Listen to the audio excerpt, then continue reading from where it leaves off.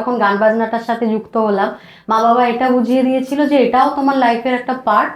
তোমার ভালো লাগুক না লাগুক, তোমাকে কিন্তু এটা একটা অধ্যাবসার মধ্যে থাকতে হবে। সেটা হচ্ছে প্রথম আমার গান বাজনা শেখাটা কিন্তু গান গাইবো বলে প্রফেশনালি সেই রকম কোনো ব্যাপারের জন্য না। ছোটবেলায় আমার গলা দিয়ে মানে আওয়াজই বেরোতো না। তার তলায় দেখি লেখা পড়া 16 বার, একদম 16 টাইমস লেখা। পড়া 16 বার, দ্বিতীয় পড়া ও বাজানো একসাথে 20 যায়। মল্লারের কথা শুনে একটা জিনিস কিন্তু খুব অ্যাপারেন্ট হচ্ছে, দর্শক বন্ধুদের বলছি, ফাঁকি মেরে কিছু হবে। কিন্তু এই দ্বন্দ্বটায় আমি আজও ফেঁসে আছি। আমার গান গাইলে ভালো হতো না তবলা বাজালে ভালো? অন্য জগৎ মানে আমি এসআর এর গেটটা দিয়ে ঢুকেই তো ভেতরের পরিবেশটা দেখে পুরো হতভম্ব হয়ে গেছি। এগুলো করে মহিলাদেরকে ছোট করা হয়েছে, একটু বিয়ে দিতে হবে ওই জন্য গান বাজনা করা হচ্ছে। যে এখন আমরা মা বাবারা যারা রয়েছি না, তারা অল্পেতে বাচ্চাকে ভীষণ প্যাম্পার করি। মানে বাচ্চা প্র্যাকটিসে বসবে, সে তার হারমোনিয়ামে ব্লো করে দিচ্ছি। তার দিকে খুব এক্সপেকটেশন ছিল যে আমি বিক্রম ঘোষের কাছে শিখবো, একটু ছাত্র হব, বা আমি ওই ওই ওই ধারাটা একটুখানি দেখতে চাই কিরকম। তখন গুরুজি বললেন যে আরে তুমি যেখান থেকে গ্রাম থেকে যাদের বাচ্চা সব ধরে ধরে নিয়ে আসছো, আর আমি সবাইকে শেখাতে থাকবো। এটা একটা পৃথিবীর মাঝখানে আর একটা পৃথিবী, এইটা ফিল হয়েছিল, যেটা একটা আলাদা জগৎ।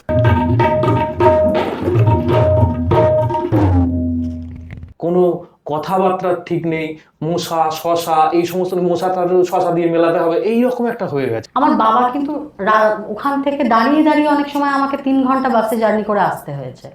কিন্তু কোনো সময় আমার বাবা আমাকে কিন্তু এটা বলেনি আমার বাচ্চার কি কষ্ট হচ্ছে, 1 সপ্তাহ গিয়ে 2 সপ্তাহ পরে যে আর যেতে হবে না, এতটা রাস্তা যাস না বাবা, হ্যাঁ খুব কষ্ট হচ্ছে।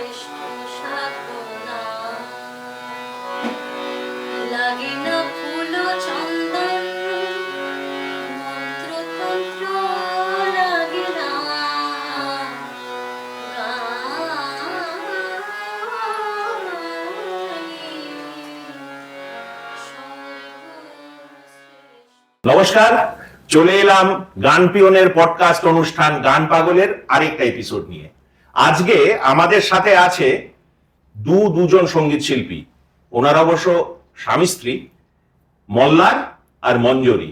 মল্লার আর মঞ্জরি অনেকদিন ধরে এই ইন্ডাস্ট্রিতে আছে। ওনারা অ্যাকচুয়ালি শাস্ত্রীয় সঙ্গীতের ওপরেই ওনাদের দখল, বিশেষতভাবে ওনারা সব ধরনের গান বাজনা করেন, কিন্তু শাস্ত্রীয় সঙ্গীতটাকে একদম মোটামুটি আমার মতে গুলে খেয়েছেন আর কি। তো যাই হোক, মল্লার মঞ্জরি, কেমন লাগছে এই অনুষ্ঠানে এসে? খুব ভালো লাগছে। এখানে আসার সময় তোমার সাথেই এসেছি গাড়িতে, ওই সময় অনেক গল্প হয়েছে, এখানে এসেও অনেক গল্প হয়েছে, তার আগে কিছুটা গান বাজনাও করেছি আমরা। খুব ভালো লাগছে। মল্লার বলো। ভীষণ ভালো লাগছে। আর প্রথমেই যারা ক্রিউ, যারা যতজন মেম্বার এখানেতে এই পডকাস্টের সাথে জড়িত আছে, সবাইকে নমস্কার জানাচ্ছি, হাই হ্যালো গাইজ সমস্ত কিছু জানাচ্ছি। আমার ভীষণ ভালো লাগছে আজকে একটা বিশেষ দিন। এই দিনটাতে যে কাটাতে পারবো, শিবরাত্রির দিন, এটা একটা উপহার হয়ে থাকবে আমার জীবনে মনে হয়।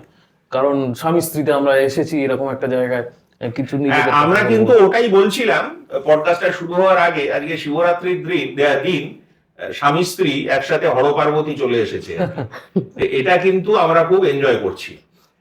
তো আমরা আজকে আড্ডায় ঢুকি। একদম। তো তোমরা তো ছেলেবেলা থেকে একে অপরের পরিচিত, মোটামুটি গান বাজনার হাত ধরেই। তো তোমাদের অরিজিনাল বাড়ি বা গ্রাম কোথায় সেটা যদি বলো। আগে মঞ্জুরিকে জিজ্ঞেস করি। আমার অরিজিনাল বাড়ি হচ্ছে, গ্রামের বাড়ি হুগলির রঞ্জপুর বলে একটি গ্রাম আছে ওখানে। ওটা মূলত তোমার ওই উদয়নারায়ণপুর হরিপাল ওই দিকে, ওই সাইডে। বেশ। আর মল্লারের? আমার হাওড়া। হাওড়া এইগুলো না, হাওড়া মানে সবাই এই হাওড়া ডিস্ট্রিক্টটা তো অনেকটা বড়, অনেক বড়। এই হাওড়া আমাকে যাকেই বলেছি যে হাওড়ায় বাড়ি, তো স্টেশনের কাছাকাছি হাওড়া স্টেশন, মানে হাওড়া স্টেশনটা সবাই চেনে। হাওড়াটা বিশাল বড় জায়গা। হাওড়া এন্ড হচ্ছে ওখানে, হুগলির শুরু হচ্ছে। হাওড়ার যে মানে আমাদের বাড়িটার বাইরে গিয়ে ম্যাপ যদি দেখা যায় না, মানে একটা মঞ্চ আছে, ধরো মঞ্চটার এ পাশটা হাওড়া, ও পাশটা হুগলি, এইরকম একটা এরিয়া। তো ওখানে হাওড়া জেলার তেলিহাটি গ্রাম, জগৎবল্লভপুর, ওই সমস্ত, সীতাপুর, জগৎবল্লভপুর। মোটামুটি তোমার বাড়ি থেকে ওদের বাড়ি, মঞ্জুরিদের বাড়ি মোটামুটি খুব বেশি ডিস্টেন্স হবে না, 40-45 মিনিটস অ্যারাউন্ড। কাছাকাছি। মঞ্জুরি, তোমার শৈশবে গান বাজনাটা কিভাবে তুমি পারসিভ করেছিলে, বা বাড়িতে গান বাজনা হতো কিনা সেটা যদি আমাদের দর্শকদের জন্য বলো।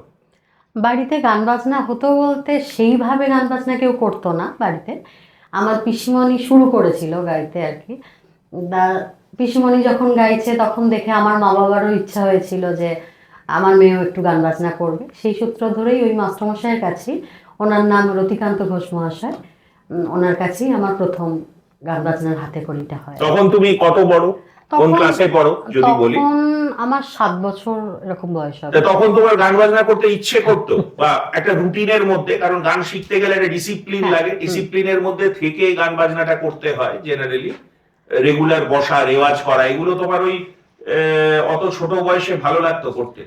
ছোট বয়সে ভালো লাগতো বলতে তখন অত বুঝতাম না, কিন্তু মা বাবার কথা অনুযায়ী যখন যেরকম আমাদের স্কুলে যেতে হয়, পড়াশোনা করতে হয়, খাবার খিদে পেলে খেতে হয়, সেই রকমভাবেই যখন গান বাজনাটার সাথে যুক্ত হলাম, মা বাবা এটা বুঝিয়ে দিয়েছিল যে এটাও তোমার লাইফের একটা পার্ট। তোমার ভালো লাগুক না লাগুক, তোমাকে কিন্তু এটা একটা অধ্যাবসার মধ্যে থাকতে হবে, তুমি যখন শুরু করেছো বিষয়টা। ঠিক। আসবো মল্লারের কাছে, মল্লারের কি বক্তব্য শুনি।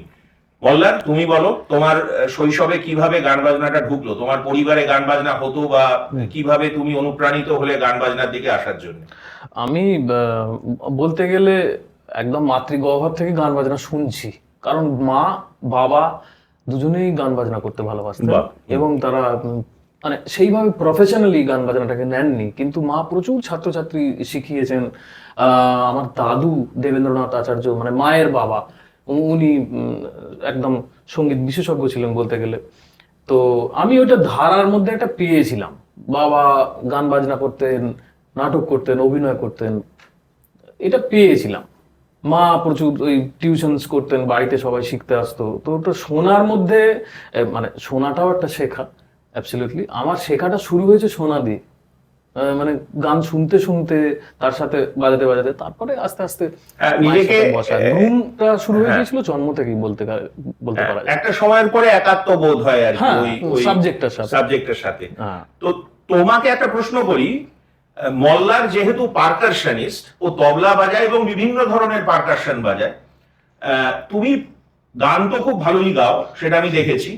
তো গান এত ভালো গাওয়া সত্ত্বেও তুমি পারকাশনটাকে তোমার প্রফেশন হিসেবে নিলে কেন? না, এইটা পারকাশনটা তোমাকে আকৃষ্ট গানের ওপরে করলো কেন? প্রথমত বলি, গানটা দিয়ে আমার শেখাটা শুরু হয়েছিল গান দিয়ে।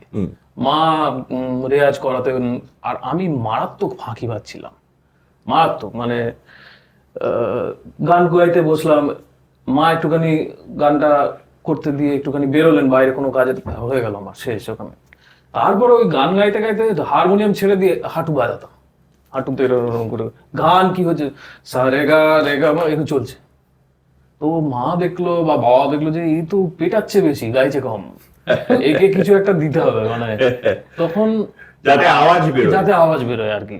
এবার মামা, আমার যিনি মামা শ্রী রাজ বিজয় আচার্য, মা মানে আমার মায়ের ছোট ভাই, মা বললো যে এরকম গান গাইতে দিচ্ছি কিন্তু গান গাইছে না, ওরকম বাজাচ্ছে, তুই একটা ব্যবস্থা কর, তোর হাতে সঁপে দিলাম।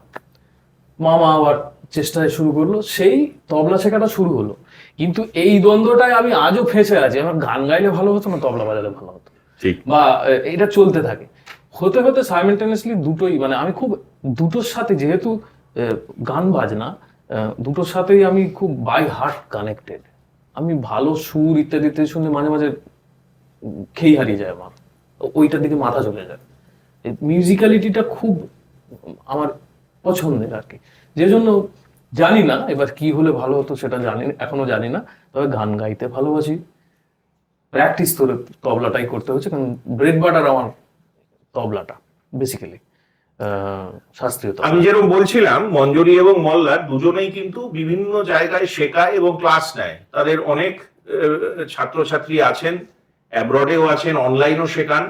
তো এটা কিন্তু ওনারা করেন, যেহেতু পুরোটাই ওনাদের ব্রেড অ্যান্ড বাটার, যেটা মল্লার বলল যে প্রফেশন হিসেবে দুজনেই, মঞ্জুরি গান শেখান এবং পারকাশন শেখায় হচ্ছে মল্লার।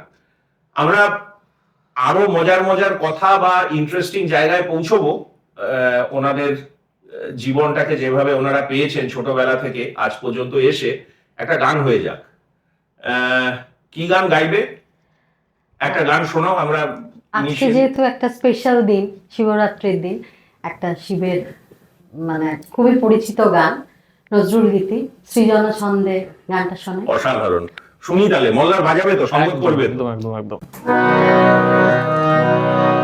সৃজন ছন্দে আনন্দে নাচো নটরাজ হে, সৃজন ছন্দে আনন্দে নাচো নটরাজ হে, মহাকাল প্রলয় তাল দোলো দোলো, সৃজন ছন্দে আনন্দে নাচো নটরাজ হে।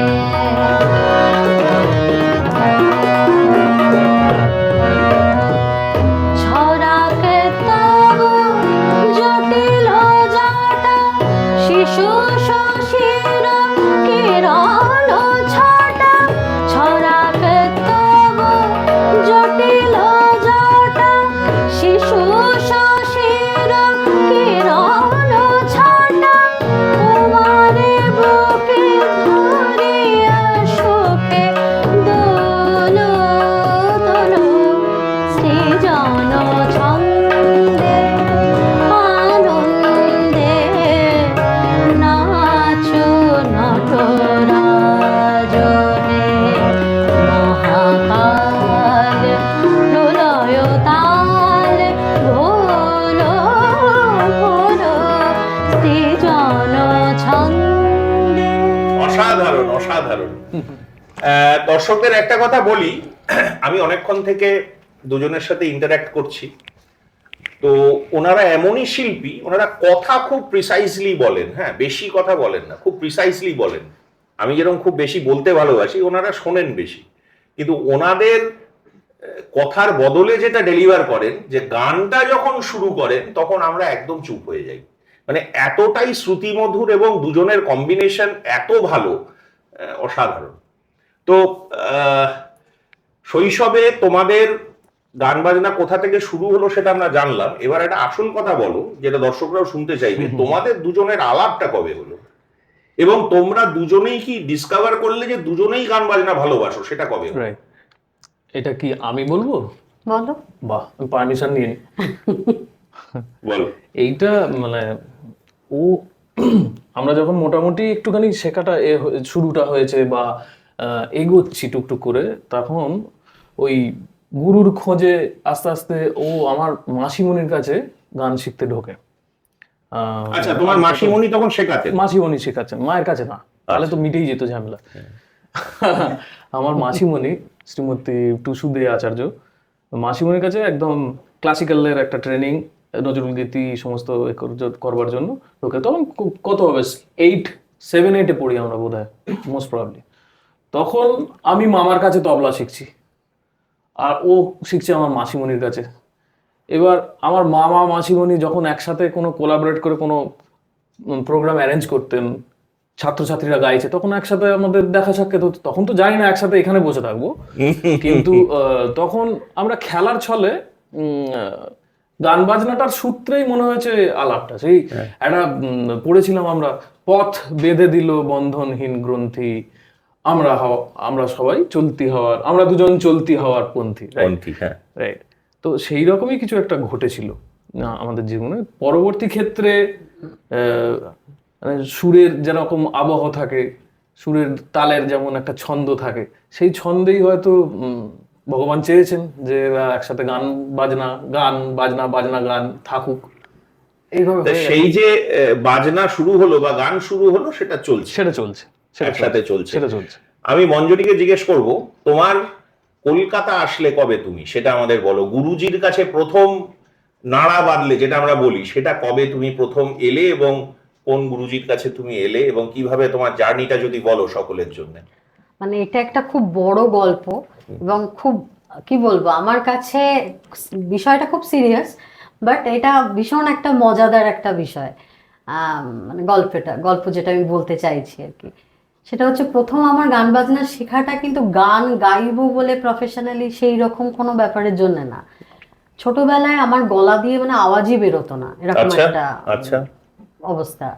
মানে কথা বললে সেটা এমনিতে এখনো আমার ভয়েসটা এমনি একটু কি বলবো, ডেপথের একটু, হ্যাঁ লোয়ার অক্টেভের একটু ভয়েস, বাট বেশি অনেকটাই।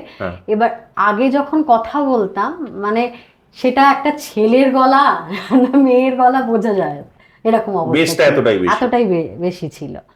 মানে সেটা নিয়ে অনেকে অনেক মজা টজাও করতো। তা সেটা থেকে আমার মা বাবা তাদের ইচ্ছা হয়েছিল যে একটা মেয়ে পরবর্তী ক্ষেত্রে এই রকম যদি গলা থাকে তাকে হয়তো অনেকে স্কুল কলেজ বা অন্যান্য জায়গায় গেলে হয়তো একটু হ্যারাসমেন্ট তার হবে গলাটা নিয়ে, এমনিতেই অনেকে মজা করতো সেই সময়।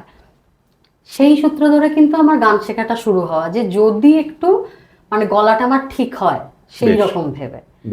তা আমি তখন শুরু করি। এবার তখন আমার হারমোনিয়ামেও ছিল না, কিচ্ছু ছিল না সেই সময়।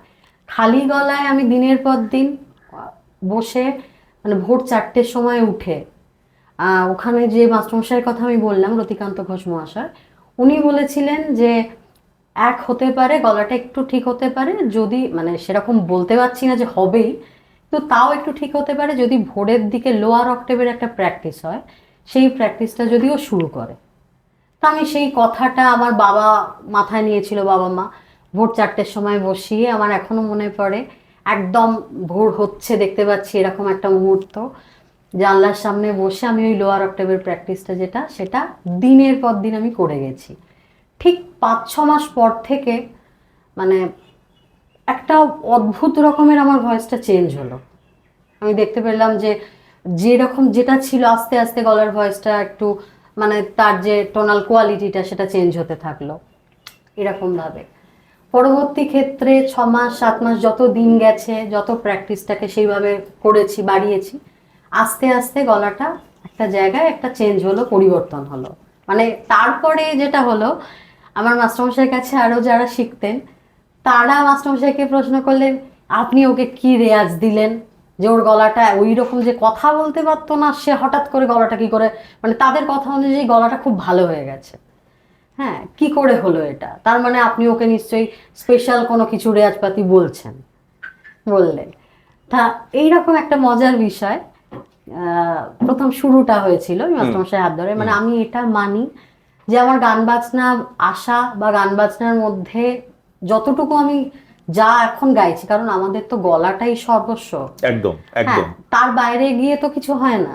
তারপরে আমি কি শিখেছি কি করলাম সেগুলো তো পরের প্রসঙ্গ, কিন্তু গলাটা আগে যে গলাটা তৈরি করে গান করার মতো একটা জায়গায় নিয়ে যাওয়া, ঠিক কথা, ওইটা আমার সম্পূর্ণ তৈরি করেছেন ওই মাস্টারমশাই।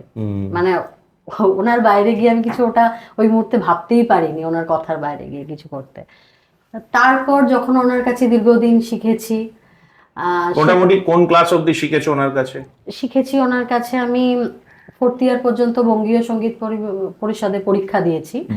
4 বছর মতো ওনার কাছে শেখার পর হঠাৎ করে একদিন ওই যেটা বললে তুমি যে কলকাতায় আসাটা কিভাবে হলো, আমি যখন ওনার কাছে শিখতাম সব ধরনের গানই শিখতে শুরু করেছি। আমার পাশের গ্রামেতে সব ধরনের বলতে তুমি যদি একটু বলো দর্শকদের জন্য। হ্যাঁ, সব ধরনের বলতে আমরা যেরকম ক্লাসিক্যাল বলতে গ্রামের দিকে তখন কিন্তু ওই বিলম্বিত বা এই সবগুলো এখনো অতটা পরিচিত নয় মানুষজন, যে 48 মাত্রার বিলম্বিত গাইবো, তাও এখন শেখা, আমরাও ওখানে গেছি একটু শেখানোর চেষ্টা করি, বা আরো অনেকে যারা আছেন এখন এটার সাথে বিলম্বিত বিষয়টার সাথে কিছুটা হলেও পরিচিত হয়েছে। আমি এইটা নিয়ে মল্লারকে আমি প্রশ্ন করব, ও আগে শেষ করে নি, তারপরে এটা নিয়ে আমার একটা প্রশ্ন আছে আমি তোমাকে করব। তারপর ওই সময় বিভিন্ন গান বলতে দ্রুত বন্দিশ যেগুলো, সেগুলোকে আমরা খেয়াল পরীক্ষার জন্য যেরকম 10 মিনিটের দ্রুত বন্দিশ যেগুলো গাওয়া হয় সেটা ক্লাসিক্যাল, নজরুল গীতি, রবীন্দ্রসঙ্গীত, ছোট ছড়ার গান, বিভিন্ন জনারের মানে ক্লাসিক্যাল আর লাইট মিউজিক, এইগুলো শিখতাম ওনার কাছে। তো তারপরে ওনার কাছে সাঙ্গ হলো শেখা? হ্যাঁ, সাঙ্গ হলো বলতে 4th ইয়ারের পরে, মানে 4th ইয়ারের সাথে নাকি? তখনও আমি ওনার কাছে শিখছি। আচ্ছা, সেই সময় আমাদের পাশের গ্রামেতে এই যে আমরা ম্যানুয়াল তানপুরা যেগুলো বাজাই, যেটা আমাদের মানে পিওর ক্লাসিক্যালের ক্ষেত্রে একদম সাংঘাতিক রকম ভাবে আমাদের গুরুরা বলেন যে তানপুরা ছাড়া রেয়াজ করা যাবে না, তানপুরায় প্র্যাকটিস করতে হবে।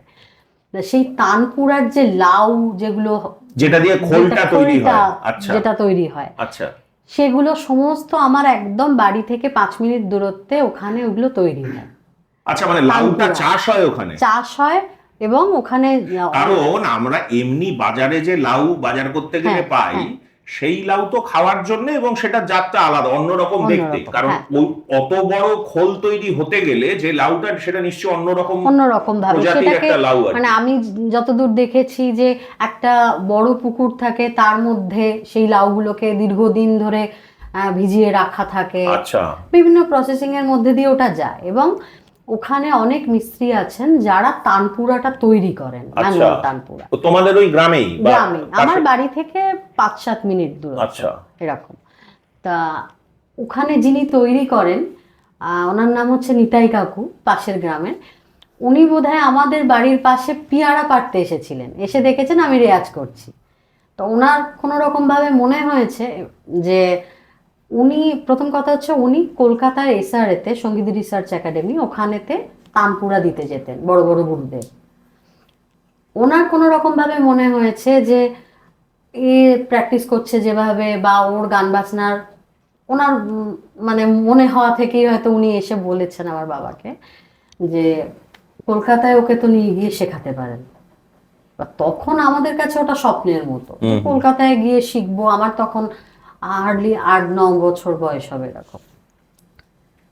উনি বারবার আমার বাবাকে ওই কথা বলে গেছেন যে ওকে কলকাতায় নিয়ে গিয়ে ভর্তি করুন, যদি যেতে চান তাহলে কিন্তু আমি নিয়ে যেতে পারি। কারণ উনি অ্যাকচুয়ালি রিলেট করে ফেলেছেন ততক্ষণে, এই মেয়েটি যেভাবে গাইছে বা যে অধ্যাবসায়ের সাথে প্রতিদিন রেওয়াজ করছে, একে যদি ওইখানে নিয়ে ফেলতে পারি তাহলে নিশ্চয়ই একটা প্রোডাক্টিভ ব্যাপার কিছু একটা হবে। উনি কিন্তু মাথায় ওটা রিলেট করে ফেলেছেন তখন, তোমরা হয়তো করোনি তখন। না, আমরা মানে ওই ব্যাপারটার মধ্যে ভাবিনি। আমরা ওখানে যেহেতু গ্রামে শিখছি, আবার কলকাতায় গিয়ে কি শিখবো, কি অত দূর। সব থেকে বড় কথা হচ্ছে 3.5 ঘন্টা 4 ঘন্টার একটা জার্নি। আমি একটু আগে আমরা যেটা আলোচনা করছিলাম পডকাস্টের আগে, মানে তখনও অবধি যে আমি যতটুকু গ্রামে শিখছি ওটাই ঠিক আছে, আমি একজন মেয়ে গ্রামের, আমি গান বাজনা ভালোবাসি, আমি এই শিখেছি, ঠিক আছে, এটা নিয়ে বাকি জীবন চালিয়ে দেব। কিন্তু ওই কলকাতায় পৌঁছলে যে আরেকটা ধাপ পেরিয়ে আরো অনেক কিছু করা যায়, সেই জিনিসটা আস্তে আস্তে তখন এলো তোমাদের। হ্যাঁ, তখন সেটা নিয়ে একটু সমস্যাও দেখা দিয়েছে। কারণ আমি যেহেতু শিখছি, গুরুজিদের মধ্যে একটা ব্যাপার থাকে, যেরকম মানে এটা শুধু গুরুজিদের মধ্যে বলবো না, আমি যেমন শেখাচ্ছি, তবে এখন এই ব্যাপারটা আমি অনেকটা বুঝতে পারি যে কারোর কাছে ধরুন শিখছি, আমি শিখতে শিখতে হঠাৎ করে যদি আমি একটা অন্য সাবজেক্ট আবার অন্য কোনো গুরুর কাছে চলে যাই, সেখানে শেখাটার ক্ষেত্রে যিনি শেখাচ্ছেন, আমি যার হাতে একদম তৈরি হচ্ছি, ওনার ভেতরে একটা বিষয় তৈরি হয় যে অন্য কোথাও গেলে সেটা কোনো জায়গায় গিয়ে ক্ল্যাশ করবে ব্যাপারটা। তা সেই রকম একটা হয়েছিল। কিন্তু আমি চেষ্টা করেছিলাম যে শহরের দিকে এসে একটু শেখার। ওটা আমার বাবা নিয়ে এসেছিল ওই সময় গুরুজির কাছে, সঙ্গীত রিসার্চ একাডেমি প্রথম। হ্যাঁ, টালিগঞ্জ, ওখানে এসেছিলাম, ওই কাকুর সাথেই এসেছিলাম। আসার পরে যখন আমি ঢুকলাম গুরুজির ওখানে, আমার গুরুজি হলেন পণ্ডিত টেটিকানন্দজি, ওনার ওখানে যখন ঢুকলাম, ঢুকে আমি দেখলাম যে বোধহয় 100টা তানপুরা একদম লম্বা করে সাজানো রয়েছে। অন্য জগৎ মানে আমি এসআর-এর গেটটা দিয়ে ঢুকেই তো ভেতরের পরিবেশটা দেখে পুরো হতভম্ব হয়ে গেছি। এত একটা পিন পড়লে বোধহয় সাউন্ড পাওয়া যাবে, সেটার ওরকম একটা পরিবেশ। আর সব নেম প্লেটে সব লেখা রয়েছে বড় বড় আর্টিস্টদের নাম। ফার্স্টেই ওখানে অজয় চক্রবর্তী, ওনার নাম লেখা আছে, অরুণ ভাদুরী, মানে যত বড় বড় গুণী মানুষ আছেন ওনাদের। তা যাই হোক, গুরুজির ওখানে যখন ঢুকলাম, ঢুকে দেখলাম যে অত তানপুরা, হ্যাঁ, তারপরে একদম ইলেকট্রনিক তানপুরাটা, সেটা আস্তে আস্তে বাজছে, অন্যরকম একটা পরিবেশ। গিয়ে চুপ করে বসেছিলাম। গুরুজি এলেন, এসে বললেন, ওই কাকু যখন বললেন যে আমি গ্রাম থেকে ওকে একটু নিয়ে এসেছি, গুরুজি ওকে যদি একটু শেখাতেন। তখন পণ্ডিত টেটিকানন্দ, হ্যাঁ, তখন গুরুজি বললেন যে আরে তুমি যেখান থেকে গ্রাম থেকে যাদের বাচ্চা সব ধরে ধরে নিয়ে আসছো আর আমি সবাইকে শেখাতে থাকবো? হ্যাঁ, প্রথমে উনি বললেন কিছুতেই শেখাবেন না। এবং আমার তখন 9 বছর বয়স, আমি গিয়ে দেখছি সব আমার কাকিমা ঠাকুমা সেই বয়সের লোকজন শিখছেন ওখানে। হ্যাঁ, এবার উনি কি করে এত বাচ্চাদেরকে শেখাবেন? কিছুতেই শেখাবেন না। আমার খুব মন খারাপ হয়ে গেছে। শুনলাম, বসে বসে চুপ করে একটা কোনায় শুনলাম। বাবারও খুব মন খারাপ, কিছু করার নেই, শেখাবেন না, বলেছেন এত ছোটদের শেখাবো না। এবার যখন ঠিক চলে যাব সেই মুহূর্তে হঠাৎ গুরুজি ডাকলেন, ডেকে আমাকে বললেন যে আচ্ছা দেখি তো তুই কি গাইতে পারিস, দেখি তো কি শিখেছিস তুই। আমি তখন যেহেতু এখানে পরীক্ষা দিয়েছি, আমাদের পরীক্ষা মানে ওই যে বললাম 5 মিনিটের দ্রুত রাগ, এরকম ধরো 10টা 15টা আমরা সব শিখে নিতাম 5 মিনিট 5 মিনিট করে, এরকম আমরা জানতাম ওটাই পরীক্ষায় পাস করতে হবে না, পরীক্ষায় পাস করার জন্য সিলেবাস ধরে প্রিপারেশন নেওয়া আর কি, মানে চেনাই না, জিনিসটাকে চেনাই না, জাস্ট আমাকে তো পাস পরীক্ষায় পাস ওইভাবে মানে আমি তো একদম হাতে গান গুনতে গুনতে বৃন্দাবনী সারেং শিখেছি, বেহাগ শিখেছি, ইমান শিখেছি, মনে আছে শিখেছি। মনে আছে দুকলি করো তো, দর্শকরা বুঝতে পারবে মানে। আচ্ছা, গুরুজিকে আমি তখন প্রথম আমাকে অনেক একটু শেষ করে নিই এটা, সেটা হচ্ছে যে এত রাগ বলেছি। গুরুজি বললেন আরে তুই এত রাগ জানিস? এত রাগ তো আমি বোধহয় জানি না। তুই হাতে গাঁট গুনে যত রাগ বললি, আমি এত রাগ বোধহয় জানি না। হ্যাঁ, মানে তখন কিন্তু তোমার মনে একটা জিনিসের হয়তো উদ্রেক হয়েছিল যে গুরুজি আমাকে কমপ্লিমেন্ট দিলেন, কিন্তু ওটা গুরুজি কমপ্লিমেন্ট দিলেন না, একটু হালকা তাচ্ছিল্যর স্বরে বললেন, সেটা বোঝার তখনও তোমার বয়স হয় না। মানে উনি মজা করে বলছেন যে এত রাগ, আমি তো একদম আর আমার তখন ব্যাক অফ দ্য মাইন্ড চলছে ব্যাপারটা যে আমি বোধহয় উনি প্রথমে শেখাবেন না বলেছেন, যে ভেবেছেন কিছু জানি না, আমি যত বেশি গাঁট গুনে গুনে জিনিস বলতে পারবো তত বোধহয় উনি খুশি হবেন যে এত কিছু জানে, তাহলে শেখাবো। সেইটা ভেবে ওরকম গুনে বলতে শুরু করেছি। তা বললাম, বলার পর বললেন ঠিক আছে আমাকে একটু ইমানের কিছু একটু বন্দিশ একটু শোনা দেখি। বলতে আমি যেটা শুনিয়েছিলাম সেটা একটু গাইছি, একটু কর।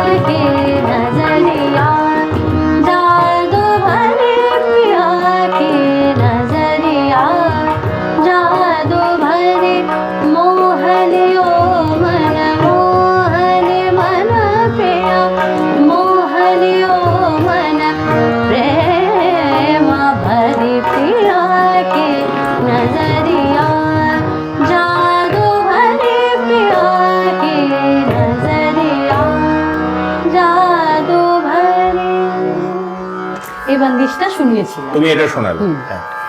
শোনানোর পর গুরুজি বললেন ঠিক আছে, আচ্ছা শুনলেন। শোনার পরে বললেন যে ঠিক আছে তুই তাহলে পরের সপ্তাহ থেকে আয়, হ্যাঁ শিখতে আয় এখানে। মানে সেটা আমার কাছে যে কি আনন্দের ছিল, হঠাৎ করে আমি মানে ধরেই নিয়েছি উনি শেখাবেন না বলে দিয়েছেন, এবার মানে বেরিয়ে যাচ্ছি আর কি, মনটা খুব খারাপ হয়ে গেছে। সেই সময় ডেকে গানটা শুনে হঠাৎ করে বলা যে তুই পরের সপ্তাহ থেকে আয়, হ্যাঁ মানে এটা আমার কাছে সেই কি বলবো মতো অবস্থা, মানে যেখানে লস্ট কেস ছিল সেই লস্ট কেস থেকে হঠাৎ করে মানে আমাকে আসতে বলছে। কিন্তু ওই যে আমি বললাম তখন ওই গান ভালো লাগা খারাপ লাগা ওই সব অত কিছু বুঝতাম না, কিন্তু তখন আমার মাথায় এলো যে একটা মানুষ অত বড় একটা আমি কৃতকার্য হয়েছি, এটাই তখন মাথায়। হ্যাঁ ওটা। আর গিয়ে প্রথমের ওই পরিবেশটা আমার খুব ভালো লেগে গেছিল একটা, ওইখানে শুধু তো পরিবেশটা যেরকম লেগেছে, আমি দেখছি আমার পাশে আমার বয়সী যারা ছেলে মেয়ে অনেকে আসছে শিখতে, কেউ তবলা শিখতে আসছে, যারা আসছে তাদের যে ড্রেস আপ, সাদা পাঞ্জাবি পরে, মানে তাদের দেখলেই অন্যরকম লাগছে একটা। এবার ঢোকার সাথে সাথে আমার ভেতরে ওটা একটা তৈরি হয়ে গেছিল যে আমিও আসবো এখানে এরকম ভাবে। তা ওই পরের সপ্তাহ থেকে আমার গুরুজির কাছে যাওয়া শুরু হয়। বাহ, তাহলে তাহলে তোমাকে এখানে আমি থামাচ্ছি, এবার মল্লারেরটা শুনবো। মল্লার, তোমার কলকাতা যাত্রা বা জার্নি টু কলকাতা কিভাবে হলো যদি বলো। আমার তো শুরুটা আমি বললাম মামার হাত ধরে শুরু হয়েছিল। মামার হাত ধরে তারপরে স্টেজ প্রথম পেয়েছিলাম, তখন মামার কাছে বেশ কিছু বছর শেখার পরে মামা যখন মনে করেছে যে হ্যাঁ ওকে একটু এবার স্টেজে তোলা যেতে পারে, তার আগে আমি বাজাতাম না। তখন একটা মানে বৃন্দবাদন মতন তবলা তরঙ্গ হয়েছিল, সেটা আমতা বলে একটা জায়গা আছে, সবাই মিলে একসাথে যে সবাই একসাথে, এবং একদম ফুল অন কম্পোজিশন, যেরকম ট্র্যাডিশনাল কম্পোজিশন হয়ে লহরা হয় সেরকম একসাথে খুব ভালো হয়েছিল অনুষ্ঠানটা। তখন আমি বুঝলাম যে মানে প্র্যাকটিস তো বটেই, তার সাথে সাথে একসাথে তবলাটা এরকম, এটা একটা নাদ, মানে এই যে ব্রহ্মের যে আওয়াজ, সেইটা আমাকে আরো বেশি আকৃষ্ট করেছিল, যে এটার মধ্যে আমাকে আরো সময় দিতে হবে, আরো ভেতরে ঢুকতে হবে, এটার মধ্যে এখন আমি আনন্দ খুঁজে পাচ্ছি। রাইট, ওই ভেসে থাকলে শুধু চলবে না যে একটু টাস্ক দিয়েছে বাজিয়ে দিলাম, এটা নয়, আমাকে আরো একটু ডিপে ঢুকতে হবে। তখন মামা সাজেস্ট করলো যে, কত বয়স তখন তোমার বা কোন ক্লাস? আমার তখন মাধ্যমিক দিয়ে দিয়েছি বলে, মাধ্যমিক মানে 11 উঠবো, বেশ বেশ, ক্লাস 11। তো মামা সাজেস্ট করলো যে তুই আসল একজন ট্রেনার, যে তোকে ট্রেন করতে পারবে সেইভাবে, তুই এবার শেখা শুরু কর সেখানে। তো আমি ভাবতে আরম্ভ করলাম যে কার কাছে যাওয়া যায়, কার কাছে যাওয়া যায়। মামাকে বললাম যে কিছু আমাকে সেরকম হেল্প করো। মামা বললো তুমি পণ্ডিত শঙ্কর ঘোষ আছেন, ওনার কাছে তুমি তালিম নেবে। আমি একটু সার্চ করলাম, আমি তখন গুরুজিকে চিনিই না, বা আমি নাম শুনেছি, মামার কাছে শুনেছি মামার গুরু। আমি সেরকম তখন তো এত কিছু অ্যাভেলেবেল না, তখন ইউটিউব সার্চ এই সেই তাই হানাতানা করে আমরা জানতেও পারতাম না, তো আমি গুরুকে দেখবো সেটা বুঝতে পারিনি। কিন্তু তখন গুরুজির যে ছেলে, মানে আমার গুরুজি চলে যাওয়ার পরে এখন যে প্রেজেন্ট গুরু বিক্রম ঘোষ, আমি যখন জানতে পারলাম যে বিক্রম ঘোষের বাবা হচ্ছেন পণ্ডিত শঙ্কর ঘোষ। বিক্রম ঘোষ সেই সময় একদম একটা রিদিম স্কেপ হয়েছে, সেই সময় রিলিজ হয়েছে, তার কয়েক বছরের পরে চূড়ান্ত, মানে আমার কাছে একটা মানে স্বপ্নের একটা জায়গা, যে একটা আবেগে ভাসছি একবারে, ওই চুল এরকম ফ্রেঞ্চ কাট দাড়ি, ওরকম একটা মাচো ম্যান বলতে গেলে, একদম রক পার্সোনালিটি, সে ক্লাসিক্যাল তবলা ওরকম বাজাচ্ছে। আমি না একটা কিরকম একটা হয়ে গিয়েছিলাম। আমি তখন বাবাকে বললাম, বাবা আমি যদি ছেলের কাছে শিখি, বিক্রম ঘোষের কাছে, তুমি একটু খোঁজ নেবে, গুরুজি বয়স হয়ে গেছে। বাবা খোঁজ নিল, খোঁজ নিয়ে বললো যে ঠিক আছে আমি ফোন করে দেখছি।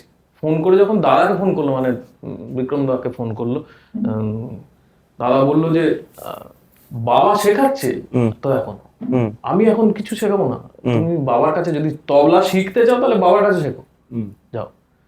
সেই গুরুজিকে প্রথম আমার মানে যাওয়ার কথা ওইদিকে, মানে বিক্রম ঘোষ ওনার কাছে শিখতে যাওয়ার খুব ইচ্ছে ছিল। মানে উনি তখন আমার কাছে, আমি বলছি না যে একটা মাতোয়ারা হয়ে গিয়েছিলাম।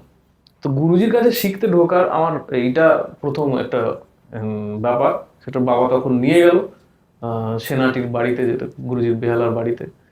সেখানে গিয়ে দেখলাম যে দলে দলে লোক তবলা শিখতে ঢুকছে, আমার ধারণা ছিল না, দলে দলে, এবং ব্যাচ ওয়াইজ বাইরে অপেক্ষা করছে, বাড়ির বাইরে খাতা নিয়ে, খাতা দুটো হাতে ধরে দাঁড়িয়ে স্টুডেন্ট, কারণ একটা লট বেরোবে তারপরে আমরা ঢুকতে পারবো। এত ভিড় হতো রবিবারের ক্লাসটায়, আমার এখনো মনে আছে। ইভেন সকালের ক্লাস যেটা শুরু হয়ে যাচ্ছে 8টার থেকে, সেটা টানা চলছে 12টা অবধি, বিকেলবেলা শুরু হবে 4টের থেকে, চলবে টানা 9টা অবধি। এটা প্যাকড আপ শিডিউল, আর ঢুকে যাচ্ছে 50 জন হয়ে গেল, 50 জন বেরিয়ে গেল, 50। তুমি তখন তোমাদের ওই হাওড়ার প্রত্যন্ত জায়গা থেকে, আই ইউজ টু ট্রাভেল একদম বাই বাস, তবলা হাতে, বাবা প্রথম 2-4 দিন নিয়ে একটুখানি আমাকে হেল্প করে দিয়েছিল, চিনিয়ে দিয়েছিল, তারপরে আমি নিজের থেকে আস্তে আস্তে। তোমার প্রথম সাক্ষাৎটা একটু বলো, যেরকম মঞ্জরি বললো যে গুরুজির সাথে প্রথম সাক্ষাৎ, তুমি একটু বলো যে প্রথম। ওর ক্ষেত্রেও ঠিক যেটা হয়েছিল, যে আমরা তো একদম প্রত্যন্ত মানে গ্রাম থেকে, আমি সেইভাবে এই যে এটা একটা পৃথিবীর মাঝখানে আর একটা পৃথিবী, এইটা ফিল হয়েছিল যে এটা একটা আলাদা জগৎ। ঠিক, এটা এই জগতের মধ্যেই আমি ছিলাম, আমি তো জানতাম না ঠিক। এইটা। তো সেইটা আমি থ্যাঙ্কস টু আমার প্যারেন্ট আর আমার মামা বিশেষ করে, যে এই জগৎটাকে চিনিয়ে দিয়েছে, যে হাত ধরে নিয়ে গিয়ে যে দেখ এটা হচ্ছে জায়গা, কিন্তু সেই চেনারও একটা সময় লাগে। সময়টা যতক্ষণ না আসে ততক্ষণ না সে হাত ধরে তো হেল্প করবে না। তো ওই গুরুজির সামনে যখন দেখলাম সবাই এবারে হু হু করে বাজাচ্ছে, মানে হাত দিয়ে একবারে বজ্র বিদ্যুৎ বেরোচ্ছে এবারে। আমি ভাবলাম যে আমার যতটুকু আছে, যতটুকু মামার কাছে শিখেছি, যেহেতু গুরুজির লেসনই সব মামা আমাকে তুলিয়েছেন বা শিখিয়েছেন, এইটা একটা পেয়ে গেছি যে একটা লিনিয়েজ, আমাকে পুরোটা দিয়ে দিতে হবে 110। আমি এবং গুরুজির সামনে বসে হাতা ঠাতা এরকম ভাবে গুটিয়ে ভয় ডর না করে, আমি দেখলেই তো ভয় পেয়ে যাচ্ছি, সামনে ওইরকম একটা ব্যক্তিত্ব, আমি মাথাটা নিচু করে হাতটা দিয়ে যা বেরোনোর মানে বার করে দিয়েছি একবার বলতে গেলে প্রথম এক ধাক্কায়। তখন আমি দেখলাম গুরুজি এরকম ভাবে বসে পাটা দোলাতেন, যখন একটু আনন্দ হতো পাটা দোলাতেন এরকম ভাবে, অ্যাপ্রিসিয়েশনটা ওটা, বাহ খুব ভালো হয়েছে, বিশাল। কোনো গুরুই বলে না কখনো, তাই না মঞ্জরি? গুরুজির একটু ধরা ধরা মতন গলা ছিল গুরুজির, সব আমার বলবো যাচ্ছে, মোটামুটি সব ঠিকঠাকই শিখেছে, ঠিক আছে শুরু করে দাও এইটুকুনি।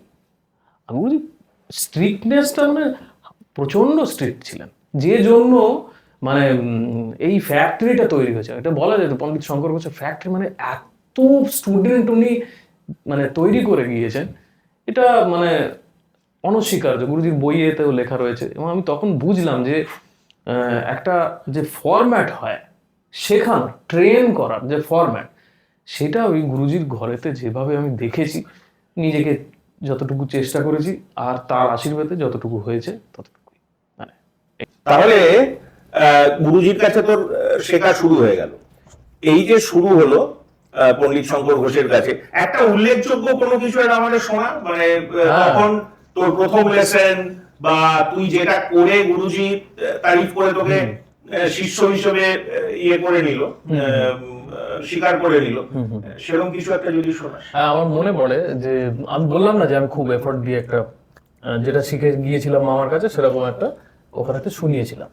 তখন গুরুজি নিজে হাতে আমার ডায়েরিতে প্রথম পেজটাতে লিখে দিলেন, বলটা লেখার পরে যে বলটা লিখে দিয়েছিল ওটা বাজাবো, তার তলায় দেখি লেখা পড়া 16 বার, একদম 16 টাইমস লেখা, পড়া 16 বার, দ্বিতীয় পড়া ও বাজানো একসাথে 20 বার, মানে প্র্যাকটিস পুরো প্রেসক্রিপশনের মতো, ডাক্তারের প্রেসক্রিপশন। মানে আমি নিজে গুরুজির ক্লাসেতে এফেক্টিভলি দেখেছি যে এক একজন ছাত্রের এক এক রকমের হাতের কিছু কিছু সমস্যা থাকে, কার এই জায়গায় জড়িয়ে যাচ্ছে, কার এটা বাজাতে গিয়ে অসুবিধা হচ্ছে, উনি ওষুধ দিতেন, শুধু বল না, আমি দেখেছি। এবং এরকম দেখে সায়েন্টিফিক্যালি উনি অ্যাবসলিউটলি সায়েন্টিফিক। এবং গুরুজি হাসতে হাসতে বলে দিতেন, এ দেখ এই ওষুধটা ওকে দিয়েছিলাম, ওই দেখ সেরে গেছে, ওইটা বাজাচ্ছে, একদম পরিষ্কার।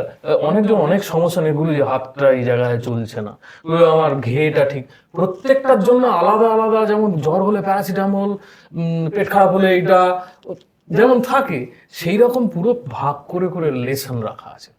সেটা একদম পুরো বাজি বলতে গেলে। এবং নিজে ভোরবেলা উঠে পড়তেন, পার ডে ছাত্রদের জন্য ভাবতেন কি করে ইভ্যালুয়েট করা যায়, এই সমস্ত নিয়ে মানে এক্সপ্লোর করে করে তবলা সাবজেক্টটার থেকে যতটা নির্যাস বার করা যায়। মলারের কথা শুনে একটা জিনিস কিন্তু খুব অ্যাপারেন্ট হচ্ছে, দর্শক বন্ধুদের বলছি, ফাঁকি মেরে কিছু হবে না, মানে সাধনা করতে গেলে একদম গ্রামার ধরে একদম ডেডিকেশনের সাথে জিনিসটা, এরা দুজনেই মল্লার এবং মঞ্জরি সেই এই জায়গায় এসে আজকের দিনে পৌঁছেছে, কারণ তাদের জীবনের ওই ডেডিকেশনটা সব থেকে বড় এবং অদম্য ইচ্ছে এই গান বাজনা করার জন্য আর কি। তো ওই একটু শিখলাম বাকিটা করে নেবো, ওভাবে কিন্তু সত্যিকারের গান বাজনাটা শেখা যায় না। যদি ডেডিকেশন না থাকে গান বাজনা করা খুব মুশকিল, কারণ পুরোটাই সায়েন্টিফিক ব্যাপার, মানে সুর বা সৃষ্টি এগুলো তো আছেই, কিন্তু এই যে প্রসেসটা অ্যাবসলিউটলি সাইন্টিফিক। তো তুই যেটা বলছিলি পিসটা, এটা কোন পিসটা বলছিস? এটা গুরুজি যেটা ফার্স্ট লেসন দিয়েছিলাম আমি একটু বলে দিই, কারণ ওটা লিখেছিল পড়াশোনা না বললে এটা নিজেরই খারাপ লাগে। ধাতু না কেটে তাকে তাকে তেরে কেটে ধি না না ধাতু না না ধি না কেটে তাকে তেরে কেটে ধা ধা তি তি ধা ধা তু না ধাতু না কেটে তাকে তেরে ধি না না ধাতু না না ধি না কেটে তাকে তেরে কেটে ধা ধা তি ধা ধা তু না।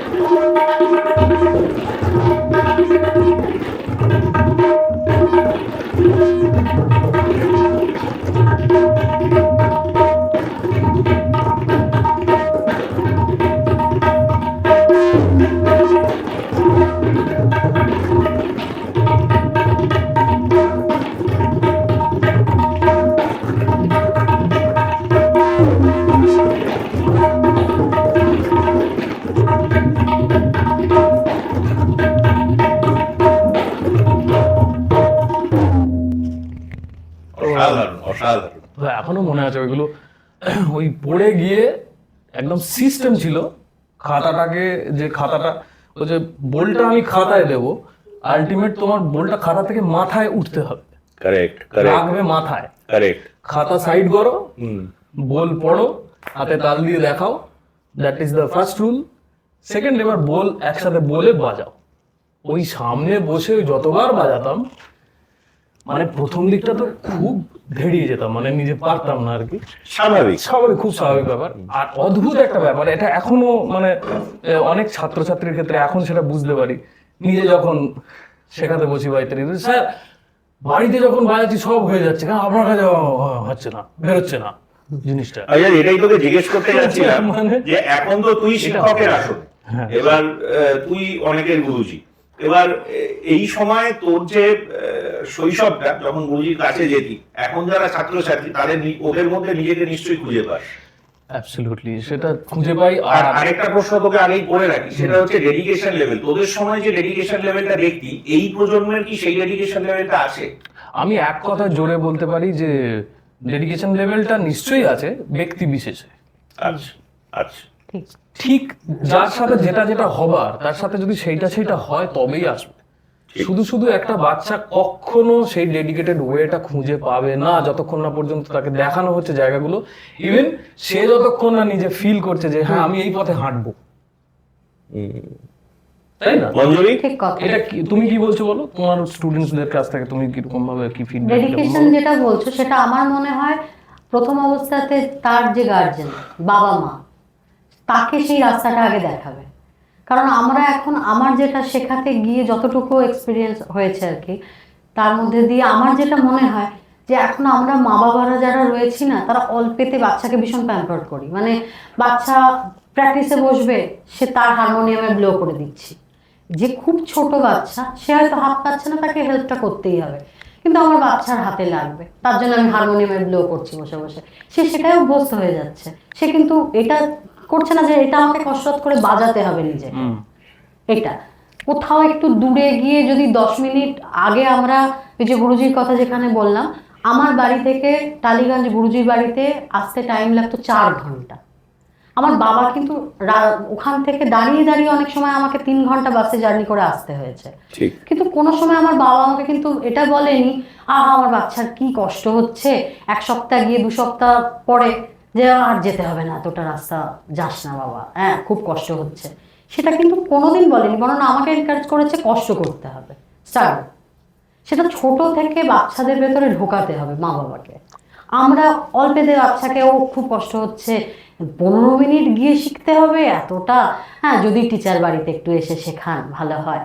মানে বাচ্চাকে তো কষ্ট করতেই আমরা শেখাচ্ছি না, তাহলে সে পরবর্তী ক্ষেত্রে গিয়ে তার কাছে যখন 8 ঘন্টা দূরত্বে গিয়ে কারোর কাছে শিখতে হচ্ছে, সেটাও অনেক বড় ব্যাপার হয়ে যাচ্ছে। ঠিক খাটার যে টেন্ডেন্সিটা সেটাই তো তৈরি হচ্ছে না।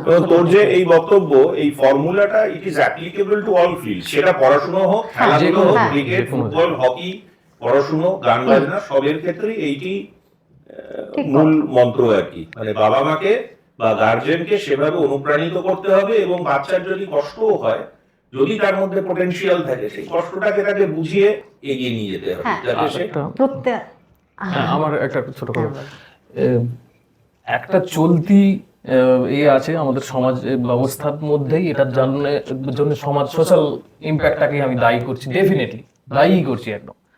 গান বাজনা করে কিছু হবে না, এটা একটা মানে ঠিক এই টোনে একটা ভাষা বা এই সাউন্ডটা সারাক্ষণ ঘোরে। হ্যাঁ, মানে তুই যেটা বলছিস মারাত্মক, আমি খুব দৃঢ়ভাবে বলছি, এবং অ্যাংজাইটি ক্লাস করছে আমার মানে বলার সময় আর কি। আমি এত শুনেছি কথাটা, এত শুনে কি না, তুই যেটা বলছিস ওইটি আমি বলি। আমি এরকম প্রশ্ন শুনেছি, আচ্ছা গান বাজনা করো না, এমনি করোটা কি? মানে গান বাজনা করো ঠিক আছে, কিন্তু করোটা কি? মানে গান বাজনাটা কিছু করা নয়, তাহলে করোটা কি? গান বাজনা তো সাইডে করছো ঠিক আছে, সেটা তোমার মনোরঞ্জনের জন্য, ব্যাস, করোটা কি? আমি জানি না, ভয়ঙ্কর প্রশ্ন, এটা আজকেও মানুষে করে। আর একটা সময় মানে এগুলো করে মহিলাদেরকে ছোট করা হয়েছে, একটু বিয়ে দিতে হবে ওই জন্য গান বাজনা করা হচ্ছে, এটা শুনতে হয়েছে আমাকে, শুনেছি। না হলে শ্বশুরবাড়ির লোক এসে জিজ্ঞেস করে, আমি বলছি এগুলো একদম মাধ্যমে বলছি, আমার কোনো অসুবিধা নেই। শ্বশুরবাড়ির লোক এসে এই কনসেপ্টে তো গান বাজনা শেখানো হয়েছে বেশ কিছু, কি আর কি করো, রান্না করো, গান একটুখানি গান যদি মধুর গলায় বেরোয়, এইটা একটা হয়ে গিয়েছে। ঠিক, হ্যাঁ, তো ওই পারপাসে গানটাকে ইউজ করানো হয়েছে তাকে দিয়ে, এটা তার দোষ নয়, সেই মহিলার বা সেই নারীর, সেই মেয়ের, সেই বাচ্চাটির দোষ নয়, ঠিক, এটা সমাজের দোষ। এই জায়গাটার থেকে ঘুরে দাঁড়াবো বলে আমার এই স্ট্রাগলটা, এই যুদ্ধটা, আমরা ওখান থেকে এসেছি উঠে, ওই গ্রামের ওই ভিলেজ থেকেই উঠে এসেছি, আর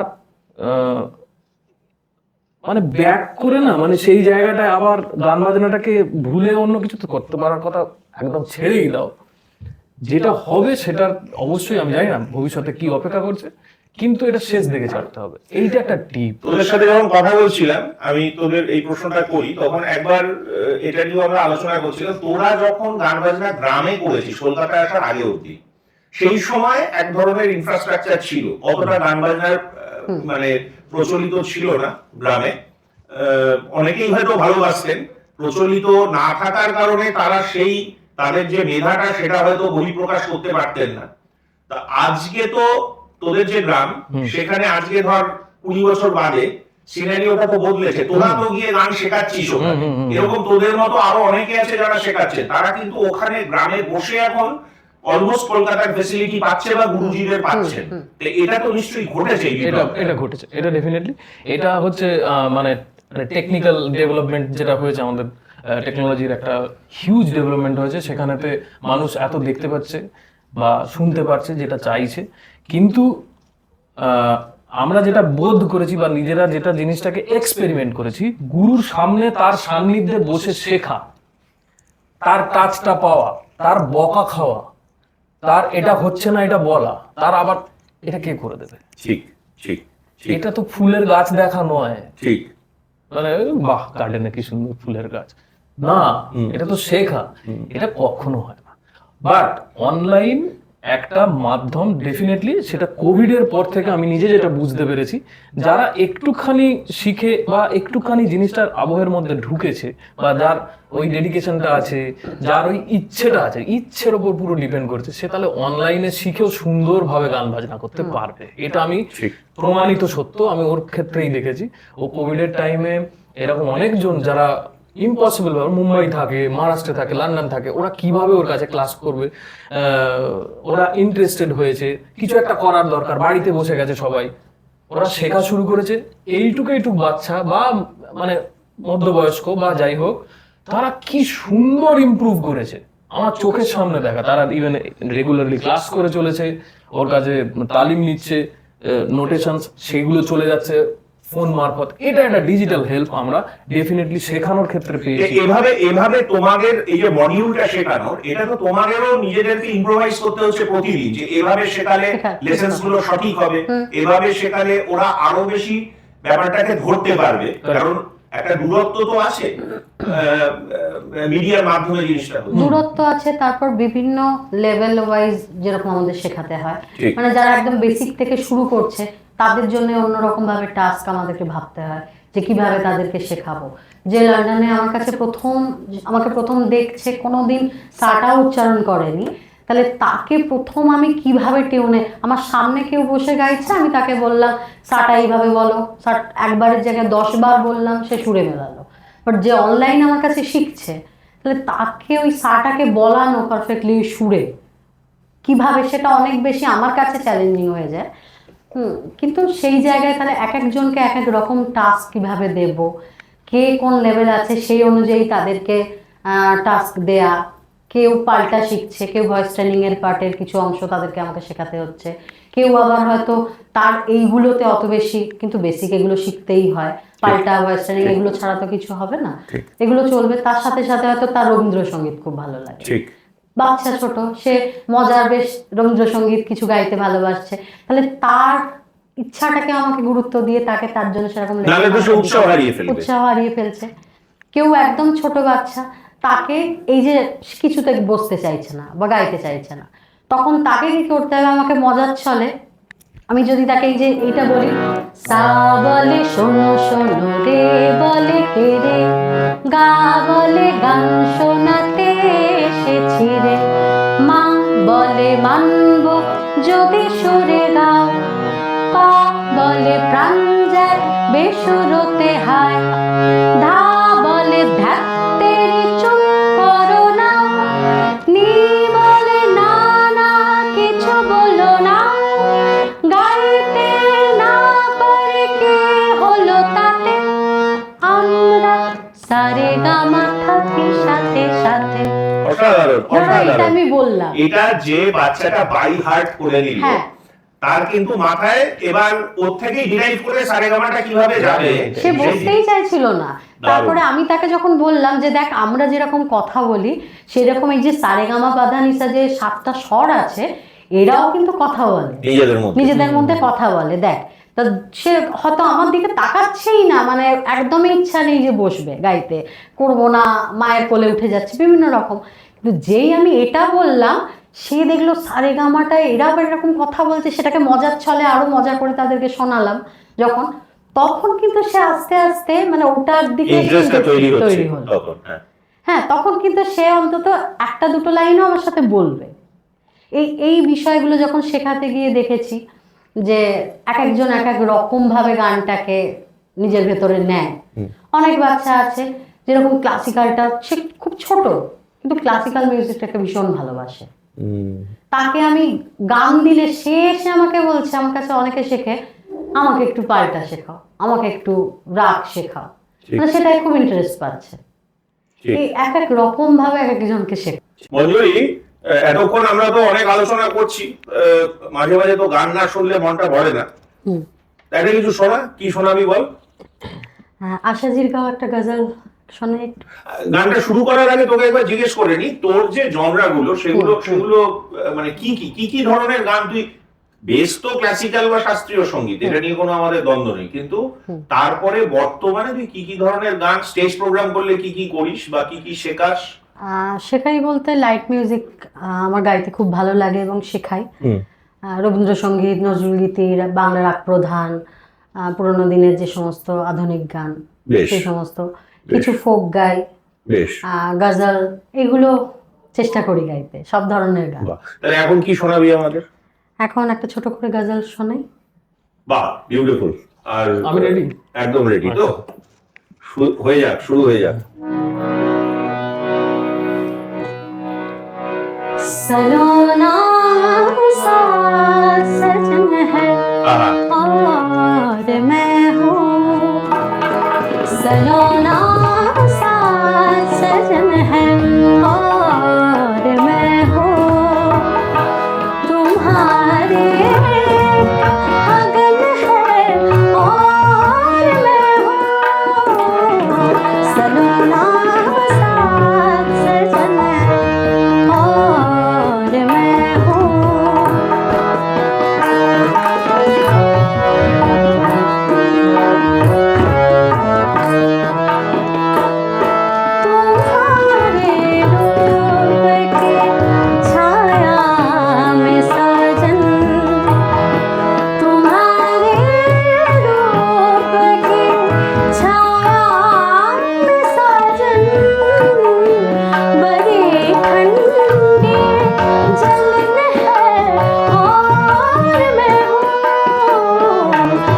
अपना साथ सजन है और मैं हूँ।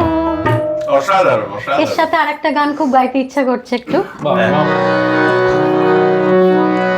নিষেধ মানবে দেওয়া নিষেধে হয়। আহা, তোমার কান্না শেখে আমার নয়।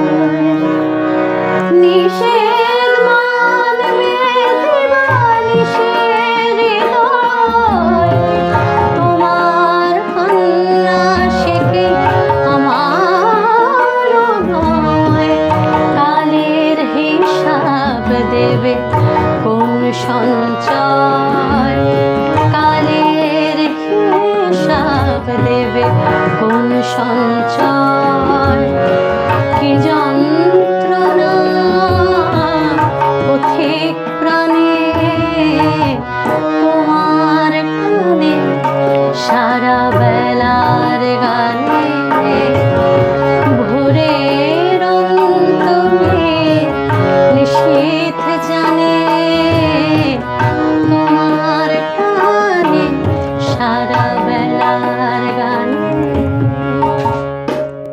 অসাধারণ অসাধারণ। আর রূপঙ্কর বাগচি আমাদের খুব ফেভারিট সিঙ্গার। এরকম এবার আমাদের ফেভারিটের একটা প্রসঙ্গ হতে চলে আসি। এই পরপর দুটো গান, ওনারা তো উইজার্ড, মানে লতাজি, আশা মঙ্গেশকরজি, আশা ভোসলে।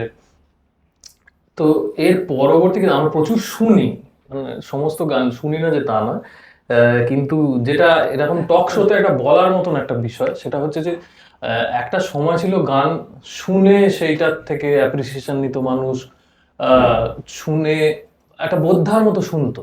শোনারও তো একটা নিয়ম রয়েছে, যেরকম ভাবে সেরকম ভাবে শুনলে হয় না। এই চলছে, একটা শুনছে, এটা একটা শোনা, আর একটা শোনা হচ্ছে গানটাকে বুঝে বুঝে শুনছে। ইনডেপথ ঢুকে গানটার রাইট মধ্যে। রাইট। এখন এই জমানাটা গান দেখা শুরু হয়ে গেছে, শোনার থেকে বেশি গান দেখছে সবাই। মানে সেটাই দেখছে যে কতটা প্রোগ্রামিংটা, কতটা রিচ প্রোগ্রামিং হয়েছে, কত ইনস্ট্রুমেন্টস বেজেছে, কত রকম ভাবে বেজেছে, ব্যাকগ্রাউন্ড কি, স্টেজ কি রকম, স্টেজ কিরকম, কত লাইট বেরিয়েছে, ফুসফুস করে ধোঁয়া টোঁয়া বেরিয়েছে কিনা, এই সমস্ত বিষয়গুলো খুব প্রায়োরিটাইজড হচ্ছে।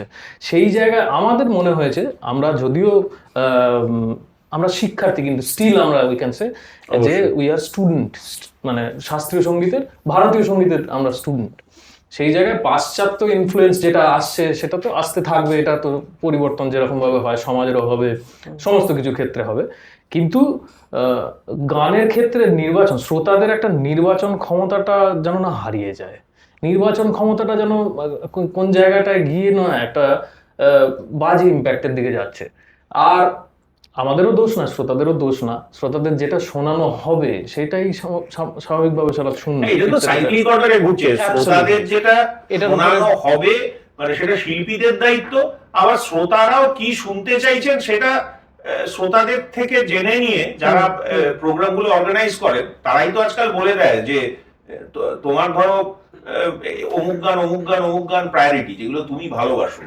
তো তোমার অ্যারেঞ্জার হয়তো বললো প্রোগ্রামে গিয়ে এই গানগুলো ঠিক চলবে না ওখানে যা দর্শক আছে, হ্যাঁ তোমাদের এই ধরনের গান গাইতে হবে একদম। তো ওই যে শিল্পী তখন যে স্টেজে উঠছে, প্রথমেই তার মনটা অর্ধেক একটু মানে ভেঙে গেছে বা বিব্রত বোধ করছে যে আমার প্রিয় গানগুলোই শোনাতে পারবো না। একদমই তাই। এবং এটা 99 অনেকজন এইগুলো নিয়ে লাইভ করছে আর্টিস্টরা, তোমরা দেখেছো নিশ্চয়ই, তারা তাদের পছন্দ মতন গান শোনাচ্ছে। এইটাই হচ্ছে এন্টারটেনারদের ব্যাপার, যে এন্টারটেনার তখন যখন মানে শ্রোতাদের চাহিদা যে মেটাতে পারছে, কনজিউমার্সদের চাহিদা যেটা মেটাতে পারছে, সেটা হচ্ছে এন্টারটেনার স্পেসিফিকলি। কিন্তু আর্টিস্ট যে শিল্পী, সেদিনকে গুরুজি বলছিলেন, আমার আর এক গুরু, মানে মানসিকভাবে আমি তাকে গুরু মানি, আচার্য জয়ন্ত বসু, ওনার কথা অনুযায়ী উনি বলছিলেন যিনি আর্টিস্ট হবেন তিনি তার কাজটা করবেন, যাই করুক তার ভেতর থেকে আসছে, শ্রোতাকে সেইটাই শুনতে হবে। ঠিক, এইটা আর্টিস্টের মানে সে ওই রকম ভাবে নিজেকে এন্টারটেনার প্রমাণই করবে না। ঠিক, যে I am not an entertainer. তো দিস ইজ তফাৎ, অল দ্যাট আই নো। আমি এতেই নিজেকে মনে করি যে সাবলীল, আমি এইটাই করতে পারি, ভাই তুমি শুনলে শোনো, নালে যাও। Thank you. একদমই তাই। আমাদের বিষয়টা অন্যদিকে, আমি বলতে চাইছি যে এটা তো একটা মেসেজের মতন, আমার মেসেজটা শুনলে শুনবে, না শুনবে না, অসুবিধা কিছু নেই, কিন্তু এটা মনে হয় যে এত বাচ্চাদের শেখাচ্ছি, বাচ্চাদের মনের মধ্যে কিন্তু যে কন্টেন্টগুলো ঢুকছে, গানের লিরিক্যাল কন্টেন্ট বলো, সুরের কন্টেন্ট বলো, যে রকম ভাবে যে কথাগুলো আনা হচ্ছে, সেখানে কিছু ভালগার কন্টেন্ট থাকছে সেই সমস্ত গানের ক্ষেত্রে, সেগুলো তো একটা বাচ্চা শুনছে। আমারও একটা বাচ্চা আছে, সেও শুনছে, সেই ছেলেটা তারা তো ওইগুলো শুনতে শুনতে বড় হচ্ছে তার কানে। পেরেন্টকে এই দায়িত্বটা অবশ্যই নিতে হবে যে ও কোন জিনিসটা শুনছে বা দেখছে, সেই জিনিসটার উপরে আমার মনে হয় খুব দেখা উচিত। কারণ মার্কেট যেরকম চাইবে সেই রকম ভাবে অর্গানাইজাররা জিনিস দিচ্ছে, প্রোডাকশন হাউস সেই ধরনের জিনিস তৈরি করছে সেই রকম কিছু, কিন্তু মার্কেট সবসময় ওই জিনিসটাই চাইবে যেটা খুব চলবে। প্রচুর নাচের গান, তার মধ্যে অজস্র এমন কন্টেন্ট, কোনো কথাবার্তা ঠিক নেই, মশা শশা এই সমস্ত, মশা তার শশা দিয়ে মেলাতে হবে, এইরকম একটা হয়ে গেছে ব্যাপারটা। লাস্ট লাইনে মশা থাকলে পরের লাইনে শশা থাকতে হবে, এইরকম হয়ে যাচ্ছে। আমি কোনো স্পেসিফিক করছি না, কিন্তু দিস ইজ মানে একটা এমন জোন আসতে চলেছে যে সময়টা ওই ওই গানগুলো যে দৌরাত্ম করছে, এটা আমি মেনে নিতে পারছি না। একদম একদম সত্যি। আমি মঞ্জুরির কাছে যাব একবার। তুমি বর্তমানে তোমার গুরুজিকে, পণ্ডিত এটি কাননের কাছে তুমি শুরু করলে, তো তারপরে বর্তমানে আজকের দিনে তোমার গুরুজি? বর্তমানে গুরুজি বলতে আমি ওখানে গুরুজিকে, পণ্ডিত এটি কাননজিকে খুব বেশি বছর পাইনি। আমি ওনার কাছে বছর 3 মতো শিখেছিলাম। ওই এসআরএতে যখন আমি গুরুজির কাছে যেতাম, ওনারই মানে খুব কাছের শিষ্য অঞ্জন মজুমদার, ওনার কাছে আমি, ওখানে গুরুজি ওনার কাছে আমাকে দিয়েছিলেন শেখার জন্য। আমি ওনার কাছে বহু বছর শিখেছি, এখনো শিখছি। আচ্ছা আচ্ছা, নাইস। আর তোমাদের এই যে যাত্রাপথ, কলকাতা থেকে, গ্রামের বাড়ি থেকে কলকাতা, তো খুব ছোট করে, আমাদের অনেকক্ষণ ধরে আড্ডা দিচ্ছি আমরা, খুব ছোট করে যদি বলো, আরো তোমাকে 2-3টে তোমাদের প্রশ্ন করব আমি, যেটা সকলকে করে থাকি, খুব ছোট করে বলো যে ফাইনালি তোমরা যে গাঁটছড়া বাঁধলে, সেটা এই যাত্রাপথের কোন জায়গায় এসে গাঁটছড়াটা বাঁধলে আর কি? না, গাঁটছড়া বাঁধার আগে একটা আমি যেটা শেয়ার করতে খুব আগ্রহ দেখাচ্ছি আর কি, সেটা হচ্ছে যে একটা সময় ছিল যে সময়টায় আমরা মানে অনেকটা মানে ডিস্টেন্সে ছিলাম। ডিস্টেন্স মানে মনের দিক থেকে ডিস্টেন্সে ছিলাম, যে এটা বোধহয় কোনো কিছু ওয়ার্ক করছে না, মানে কোনো কাজ করছে না, জিনিসটা ওই হয়েছে। কিন্তু মানে ভেতরে ভেতরে ও একটা ভেবে রেখেছে আমায়, আমিও একটা ভেবে রেখেছি ওকে। তো আমার ওইটা বন্ধুদের কাছে বলে আমি খুব নিজেকে স্মার্ট ভাবতাম যে হ্যাঁ আমার কিন্তু গার্লফ্রেন্ড আছে, একটা বিশাল ব্যাপার। পরবর্তী ক্ষেত্রে ওর কাছে শুনেছি ও এরকম বলেছে কারোর কাছে। সেটা তোমার কি অভিজ্ঞতা আমি জানি না, এটা বলতে পারো। আমার বিষয়টা অন্য ছিল। আমি আমার বাবাকে ভীষণ ভয় পেতাম, কারণ সারাক্ষণ ওরকম একটা ডিসিপ্লিনের মধ্যে থাকা, ওরকম একটা ব্যাপার। তারপরে আমি যখনই দেখতাম যে স্কুলে যখন এইচএস দিচ্ছি বা মাধ্যমিকের সময়, আমার বিশেষ কোনো ছেলে বন্ধু ছিল না।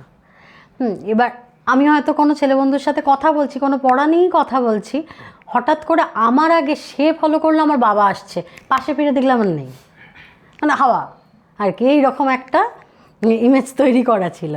তা সেইটা থেকে একটু রেহাই পাওয়ার জন্য আর কি ওরকম কিছু একটু বলা ছিল, পরবর্তী ক্ষেত্রে জানতে পেরেছি সেটাই। বাহ, সুন্দর। তাহলে এরপরে তোমাদের যোগাযোগ হলো এবং শুভ পরিণয়। হ্যাঁ, যোগাযোগটা বহু বছর পরে, বোধহয় 3-4 বছর, বহু বছর না, 3-4 বছর নাকি? তখন মাধ্যমিক দেওয়ার আগে, মানে 9-এর পর থেকে ধরো, আবার যখন বিএ ফার্স্ট ইয়ারে পড়ি, এইচএস এর এরকম 4-5 বছর। হ্যাঁ, তখন ওরই বোধহয় কলেজ লাইফে আমার মনে আছে, ওরই পাশের বাড়ির যার তো খুঁড়তো কোনো দিদি, সে ওই কলেজে পড়তো, আমি যে কলেজে পড়তাম সেখানেতে ও ওরকম ভাবে আমাকে বললো যে হ্যাঁ মঞ্জুরি না এরকম বলেছে আমাকে। তো আমি অবাক হয়ে গেলাম, আমি নিজে শুনে আমি যেগুলো বললাম ওগুলো সত্যি হয়ে গেল ওরকম। এ তো অবাক করা একটা ব্যাপার। তারপর থেকে আস্তে আস্তে আবার কথাবার্তা শুরু। দুজনে তখন একটা ফ্রি সিম দিচ্ছিল, দোস্তি বলে একটা সিম দিচ্ছিল বিএসএনএল, আমি পরিষ্কার বলছি একদম।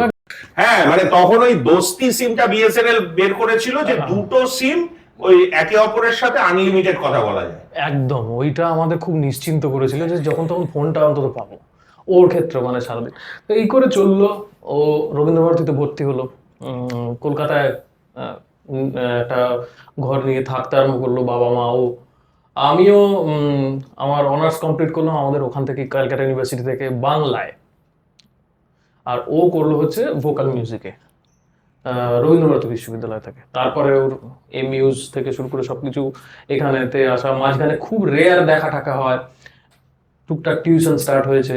তারপরে ওই যে বলে যে যেটা মন থেকে খুব চাওয়া হয়, আমার একটা দিকে খুব এক্সপেকটেশন ছিল যে আমি বিক্রম ঘোষের কাছে শিখবো, একটু ছাত্র হবো, বা আমি ওই ওই ওই ধারাটা একটুখানি দেখতে চাই কিরকম ইনোভেশনটা। আমার খুব মানে মাথা করে রাখতো আমাকে ওই সময়টা। তো আলটিমেটলি হঠাৎ করে গুরুজি আমাকে বললেন যে, মানে সুপর্ণ শঙ্কর ঘোষ গুরুজি বললেন যে আমার ছেলের একটা মানে একটু ওকে, ও যে ট্রাভেল করে সেই সমস্ত ব্যাপারগুলো একটু হেল্প করে দেওয়ার জন্য, কোঅপারেশন করে দেওয়ার জন্য, ইনস্ট্রুমেন্ট ইত্যাদি ইত্যাদি, কোথায় যাবে, কে কোন জায়গায় থাকবে, তুই কি একটা ছোট কাজ আছে, তুই কি সাইডে একটা করতে পারবি? আমি তো মানে অবাক হয়ে গেলাম যে এইটা কি, মানে হঠাৎ করে এতটা ক্লোজ হয়ে যাবো। হ্যাঁ, দাদার ইন্টারভিউ নিল আমার বিক্রম ঘোষ, যে কি করো না করো, কিরকম তবলা টবলা রেজার্চ করছো, আমার সাথে এই এই কাজগুলো করতে হবে না, অ্যাকর্ডিং টু রোডি, মানে একটা তার যে কাজগুলো হয়, কোন যে জায়গায় শো আছে সেখানে ওই টাইমে পৌঁছানো, এই করা, এইটা আমার, ইট ওয়াজ মাই ফার্স্ট জব আমি যদি বলি। তারপরে হয়ে গেল, মোটামুটি এগোলো, এইরকম ভাবে এগোতে থাকলো। অল্প বিস্তর মাঝে মধ্যে দেখা ওর সাথে, আমার নিজের গুরুজির কাছে শেখা, দাদার সাথে ওইটা একটা কাজ সাইডে, আর্নিংটাও তো দরকার অল্প বিস্তর, সেটা একটা সাংঘাতিক হেল্প হয়েছিল। আমি অ্যাকচুয়ালি আমার গুরুর ঘর থেকে আমি অনেক পেয়েছি, মানে আশাতীত। আমি ওখানে থেকেছি, ওখানে আমার গুরুমার সাথে আমি বাজাতে পেরেছি, অ্যাকম্প্যানিমেন্ট করেছি ছাত্রছাত্রীদের সাথে, মানে অসাধারণ, এটা ভাবা যাবে না। জাস্ট ইভেন সেই ওই সময়টার যে পরিশ্রমটা, বা ওই সময়টায় আমি যে শিখতে পেরেছি গুরুজির কাছে, সেইগুলোই চলছে এতদিন ধরে ধারাবাহিকভাবে। আর সেটা আমার ছাত্রছাত্রীদের এখনো আমি যে স্কুলেতে শেখাই, এটা আমি চেয়েছিলাম একটা মাস গ্যাদারিং যেখানেতে থাকবে বাচ্চাদের, সেখানে স্কুলটাই একমাত্র। তুই এখন স্কুলে শিক্ষকতা করিস? শিক্ষকতা। কোথায় আছিস? আমি আছি অ্যাডামাসে, অ্যাডামাস ওয়ার্ল্ড স্কুলে। আচ্ছা। সেখানেতে বাচ্চাদেরকে আমি তবলা ট্রেনিং দিই, ক্লাস 3 অনওয়ার্ডস, এবং সেখানেতে ওরা খুব সুন্দরভাবে শিখছে। আর আমার এটা আনন্দের বিষয় যে আমার গুরুর সেই লেসনগুলো, যেখানেতে আমি খুব এটা এক্সপেক্ট করেছিলাম যে একসাথে অনেকজন শিখবে, বিভিন্ন বয়সের ছেলেমেয়েরা শিখবে, সেটা ওদেরকে ধারাবাহিকভাবে দিচ্ছি, ওরা সেইভাবে তুলছে সমস্ত কিছু। বাহ, মঞ্জুরি, তোর সাথে একটু আগে আমি কথা বলছিলাম যে তুই বোধহয় ইন্ডিয়ান আইডলের সাথেও তুই যুক্ত ছিলি কোনোভাবে, কি এক্স্যাক্টলি আমাদের যদি বলিস দর্শকদের জন্য। ইন্ডিয়ান আইডল একাডেমি, এটার ফাউন্ডার হচ্ছেন সৌরভ যে সরকার।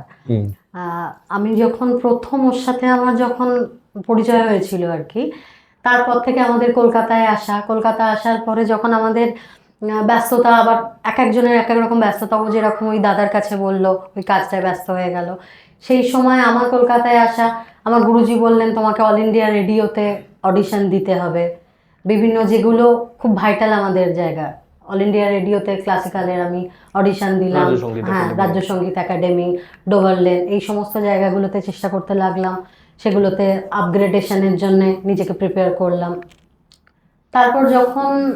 তারপরে তো আমাদের বিয়ের ব্যাপারটা এগোলো, হবার পর ও অলরেডি ইন্ডিয়ান আইডল একাডেমি যেখানে আছে ওখানেতেও একটা জব করছিল। সেই সময় আমি ফার্স্টে ঢুকেছিলাম ওখানেতে, কিছু বাচ্চা যেরকম গুরুকুল যে টাইপ যেরকম হয় আর কি, গুরুকুলে বাচ্চারা থাকবে, তাদেরকে কিছুটা শেখানোর জন্য। তারপর সৌরভদা উনি ডিসাইড করলেন যে না, ইন্ডিয়ান আইডল যেটা হয় ওটার সাথে একটা ফ্র্যাঞ্চাইজি যেভাবে নেওয়া হবে আর কি, নিয়ে ওখানে একটা একাডেমি, বিভিন্ন জায়গায় একাডেমি করা হবে, সেখানে ক্লাসিক্যালের দিকটা আমাকে উনি গ্রুমিংয়ের জন্য রাখলেন। ওটা আমার লাইফের মানে একটা খুব ভাইটাল পার্ট। এখনও আমি ওই যে শেখানোর যে বিভিন্ন রকম তারিকা যেগুলোকে বলে আর কি, কীভাবে বাচ্চাদেরকে গ্রুমিং করতে হবে, কিভাবে তারা মাইক হ্যান্ডলিং করবে, ভয়েস ট্রেনিংয়ের পার্ট, এগুলো আমার সব কিছু শেখা ওখান থেকে। হ্যাঁ, মানে আমার যত দিন গেছে আমার শেখানোর সাথে সাথে ওইখানে আমার এক্সপিরিয়েন্সটা বেড়েছে। কারণ ওই জায়গায় যখন আমি গ্রুমিং করেছি, সেই সময় অনেক বড় বড় লেজেন্ড যারা আছেন, হরিহরনজি, কবিতা কৃষ্ণমূর্তিজি, সেলিম মার্চেন্ট, আলকা ইয়াগনিক, ওনারা ওখানে এসেছেন এবং অ্যাজ গ্রুমার হিসাবে আমরা যখন কিভাবে বাচ্চাদেরকে ট্রেন করছি সেগুলো ওনারা দেখেছেন এবং আমাদেরকে আরো কিভাবে তাদেরকে ট্রেন করতে হবে, নিজেদের কিভাবে আরো গ্রুম করতে হবে সেগুলো ওনারা আমাদেরকে বিভিন্ন রকম ভাবে সাজেস্ট এটা বিশাল বড় একটা অনেক বড়, এটা আমাদের কাছে একটা প্রাপ্তি। Music mentor, coach type. আমি রিদিমের দিকটা দেখতাম, ও ভয়েস ট্রেনিং, পাল্টা প্র্যাকটিস, সরগম দেওয়া, রাগ তোলানো, এই সমস্ত। অ্যাকচুয়ালি ইন্ডিয়ান আইডলে একটা ইটস আ হিউজ শো। এবার যখন শোটা হয় তখন তার অডিশনেতে পিলপিলি লোক আসে না, মানে প্রচুর আসে, লাইন দিয়ে একেবারে। ওরা চেয়েছিল যে একটা জায়গা থাকবে যেখানেতে স্টুডেন্টসরা একটুখানি ট্রেনিং নিয়ে একটু যেন ট্রেন হয়, আর সেখান থেকে একটা শর্ট লিস্টেড হয়ে তারপরে আমাদের কাছে আসবে। তাহলে অডিশনের ওই মানে মাস গ্যাদারিংটা, কোটি কোটি লোক অডিশন দিতে চলে যাচ্ছে, কে চেঁচিয়ে দিচ্ছে, কে কোনো সুরের জ্ঞান নেই, মানে অ্যাটলিস্ট একটা সুরের সেন্স নিয়ে আমাদের কাছে আসুন, সেইটা একটা অনেকগুলো বিষয়কে মাথায় রেখে গাইতে হয়। আমি গানটা খুব ভালো গাইছি কিন্তু মাইক হ্যান্ডেলিং জানি না, মাইকটা কতটা ডিস্টেন্সে রেখে আমি গাইবো, গানটা আমার ওই জায়গাতে মার খেয়ে গেল পুরো। দেখা গেল যে আমি মাইকটা এতটা ক্লোজ নিয়ে গাইছি যে গানটা সাউন্ডটা সেইভাবে ডেলিভার হচ্ছে, শব্দগুলো পরিষ্কার হচ্ছে না। হ্যাঁ, কিভাবে আমি একটা গান গাইছি, তার মধ্যে আমার দাঁড়ানো, গাওয়া, তার মধ্যে একটা স্মার্টনেস দরকার আছে। সেগুলো দেখা গেল যে আমি খুব একটা একটা মুখ করে একটা গান গাইছি, তাহলে সেইগুলো কিন্তু এগুলো এর সাথে পুরো জড়িয়ে আছে। কিভাবে সেগুলো করব, কিভাবে শিখবো। শুধুমাত্র এটা কলকাতার মধ্যে সীমাবদ্ধ ছিল না, বহু জায়গায়। আমি যেরকম প্রথমে কলকাতায় যখন গ্রুমিং করতাম সেটা তো করতামই, তার সাথে গুয়াহাটি, হায়দ্রাবাদ, পুনে, লখনৌ, বিভিন্ন জায়গায় আমার 10 দিন 15 দিন করে আমাকে বেরিয়ে যেতে হতো ওখানে ওয়ার্কশপ করানোর জন্য। এগুলোর সাথে যুক্ত ছিলাম, বহু গুণী মানুষের সান্নিধ্য পেয়েছি সেখানে গিয়ে। এটা একটা মানে তোমার নিজের জন্য বিশাল অভিজ্ঞতা, ভীষণ এবং যেটা তোমাকে আজকে পথ দেখিয়ে সামনে নিয়ে চলেছে তোমার প্রফেশনেও। তুমি এই যে এত ছোট ছোট ছেলে মেয়েদের গান শেখাচ্ছ, তাতেও ভীষণ ভাবে এটা কাজে দিচ্ছে। আমরা আরেকটা গান শুনি, আমরা প্রায় শেষ পর্যায়ে চলে এসেছি। আমার তো ইচ্ছে করছে বারবার তোমাকে অনুরোধ করতে এবং মল্লারকে বলতে সঙ্গত করতে এবং গান শুনেই যেতে ইচ্ছে করছে, কিন্তু আমাদেরও একটা সময়ের বাঁধুনি আছে। একটা গান শুনি, তারপরে আমরা শেষ পর্যায়ে চলে যাব। কি শোনাবে? একটু সেমি ক্লাসিক্যাল কিছু শোনায়।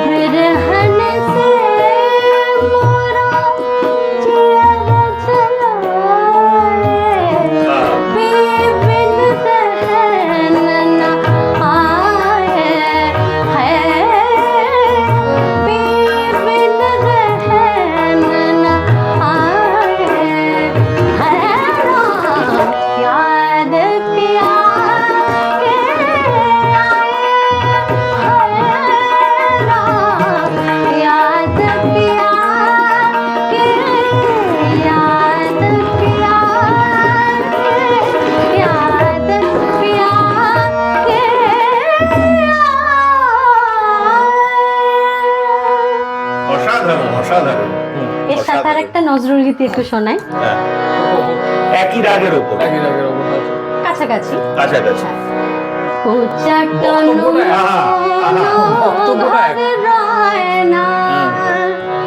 বক্তব্যটা একদম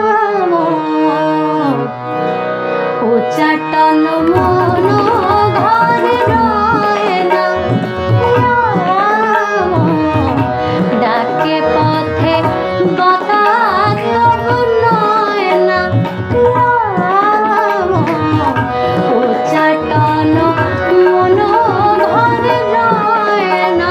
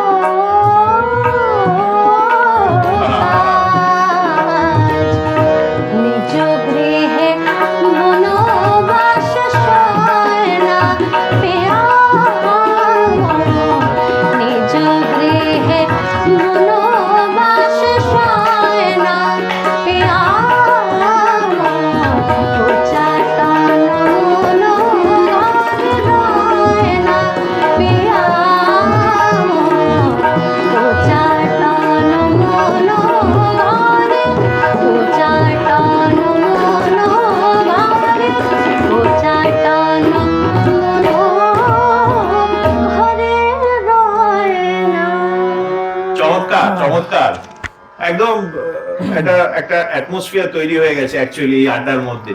অবশ্য আমাদের আজকে আড্ডা প্রায় শেষ হতে যায়, মানে একদম আমরা শেষ পর্যায়ে এসে পৌঁছেছি। আর দু তিনটে প্রশ্ন করে আজকে আড্ডাটা আমরা সাঙ্গ করব। তোমাদের সাথে গান পিয়নের আলাপ কিভাবে হলো সেটা দর্শকরাও জানতে চাইবে, সেটা যদি একবার বলো, কবে আলাপ হলো, কিভাবে আলাপ হলো, যদি একটু বলো। গান পিয়নের সাথে আমাদের কিভাবে আলাপ হলো সেটাও একটা ওই চেন সিস্টেমেই গেছে আর কি। প্রথমে আলাপ হয়েছে আমার কনাদদা আর অনন্যার সাথে। বেশ। অনন্যা আমার কাছে শেখে। আচ্ছা। সেই সূত্র ধরে কনাদদার সাথে আমার পরিচয় হয়েছে। তারপরে যখন গান পিয়নের ভাবনাটা কনাদদা, বিপ্রদা ওরা যখন ভাবলো আর কি যে এরকম একটা অনুষ্ঠান ওরা করবে বা কনসেপ্টটা নিয়ে ওরা আলোচনা করলো, তখন থেকে আবার বিপ্রদার সাথে কনাদদার থ্রুতেই আমার পরিচয় হলো। এইভাবে গান পিয়নের সাথে পরিচয়। বহু জায়গায় গান পিয়নের সাথে আমি অনুষ্ঠান করেছি, রাজারহাট বা যখন কোভিডের টাইমে, তো ওই সময় যখন যশরাজজি চলে গেলেন ওই সময় লাইভ যেগুলো হয়েছিল আর কি। হ্যাঁ, তোমরা অনেক লাইভ প্রোগ্রামও করেছো। হ্যাঁ, ওই সময় থেকে আমি গান পিয়নের সাথে আমরা জড়িয়ে আছি। সবচেয়ে বড় কথা এই শব্দটা আমাকে খুব ভাবিয়েছিল। হ্যাঁ, গান পিয়ন, কারণ আমরা নিজেদেরকে খুব আর্টিস্ট মানে একটা বড় বড় ব্যাপার স্যাপার, আর্টিস্ট এরকম একটা ব্যাপার, কিন্তু আলটিমেট গান ফেরি, গানটাকে তো পিঠে করে গলায় করে নিয়ে নিয়ে আমরা এধার ওধার যাচ্ছি। এইটা এই যে এইটা ভীষণ ভালো লেগেছিল আমার, যে নামটা বেশ শুধু ইউনিক বলা যাবে না এটাকে, এটা খুব প্রাসঙ্গিক নামটা, এবং ওদের কাজকর্মটাও সেই জায়গায় এসে দাঁড়িয়েছে আজকের ডেটে। এত শুভাকাঙ্ক্ষী, সমস্ত দিকটা মিলিয়ে আমি বলছি আর কি, কাজকর্ম থেকে শুরু করে খুবই ভালো।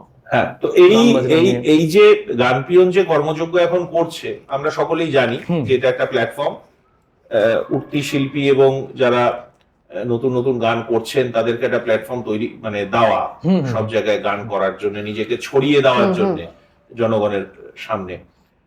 তোমার কি কোনো সাজেশন বা তোমাদের মঞ্জুরি, তোমাদের কোনো আর্ট সাজেশন আছে যেটা গান পিয়ন এটা করলে আরো ভালো হতে পারে বা এই ধরনেরও কাজ করা যেতে পারে একবার ট্রায়াল অ্যান্ড এরর মেথডে, এরকম কিছু মাথায় আসে?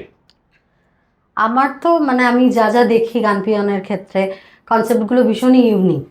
হ্যাঁ, মানে চিন্তা ভাবনাগুলো অন্য সবসময় একটু হাটকে হয় আর কি। হ্যাঁ, আমি দেখেছি যেটা।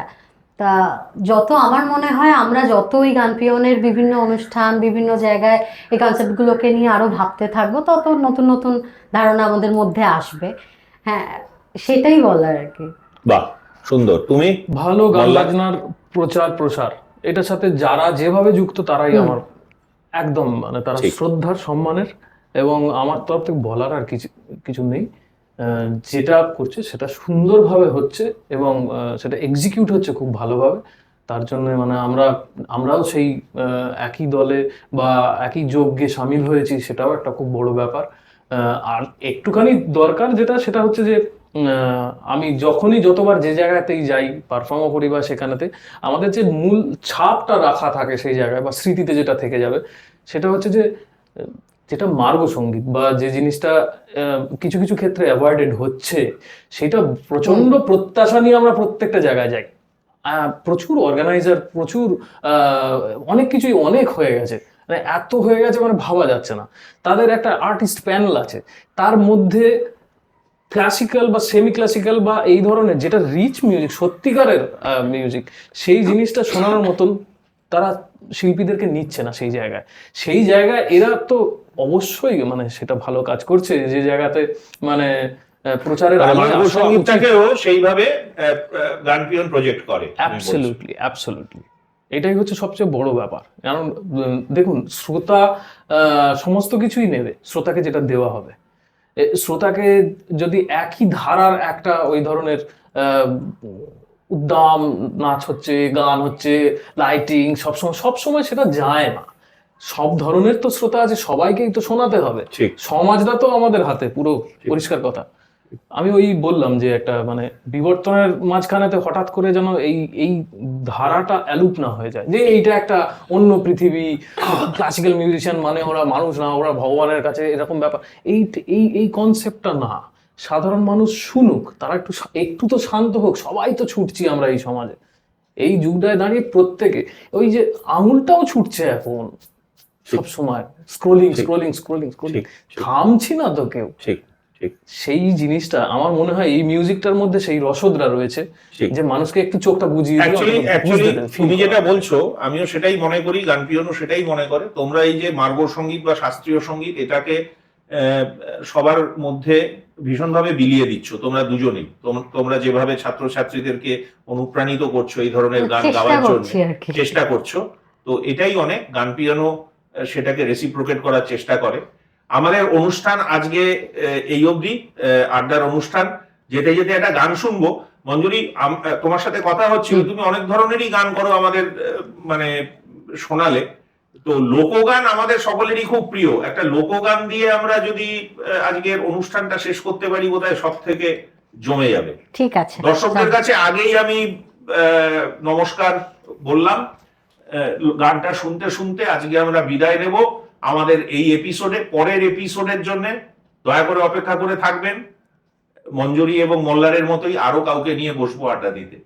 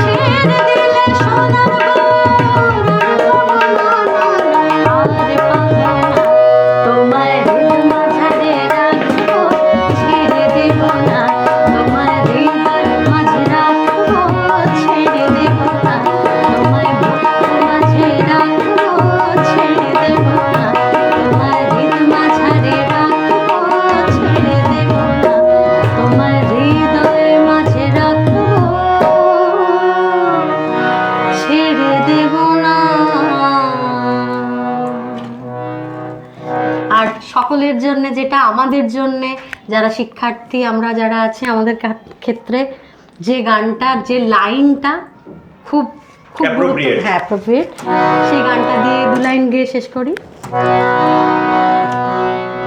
গান